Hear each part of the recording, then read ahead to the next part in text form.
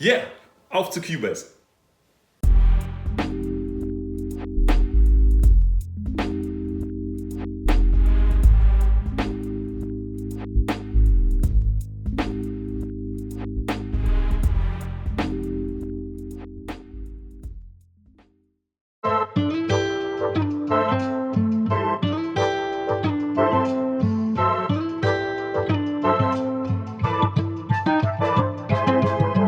Aha, ich brauch ne Info-Diät.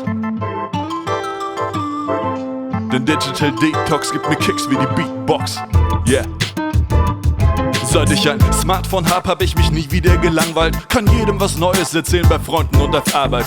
Wissen es macht dass ich interessant bleib. Doch Informationsflut wurde meine neue Krankheit. Ganz gleich wo ich bin, fühle ich mich, als ob ich verpasse, was überall anders los ist. Hab die Updates in der Tasche, ich bin nie mehr wirklich hier. Hab den Draht zu einer Masse, Fakten, Unterhaltung, News. Das ist das, was ich draus mache. Jahrtausende war Wissen den Reichen vorbehalten. Heute ist die Challenge eher Spreu und Weizen zu verwalten und den Fokus zu wahren, statt sich mitreißen zu lassen vom Strom der Informationen, die in den Speicher passen. Fühl mich überladen, betäubt, was fast nichts mehr von mir. Weiß nicht, was ich will, ich war schon lange nicht mehr hier. Häng im Kopf fest, vergessen, wie ich mir für mich Zeit lass. Herz, Bauch auf Bypass, doch Hauptsache ich weiß was. Ich bin voll bis zum Rand, überfressen, bin krank, ich hab Informationsadipositas. Ich bin im Kopf gefangen mit dem Handy in der Hand und ich weiß nicht mal mehr, warum ich sowas mag.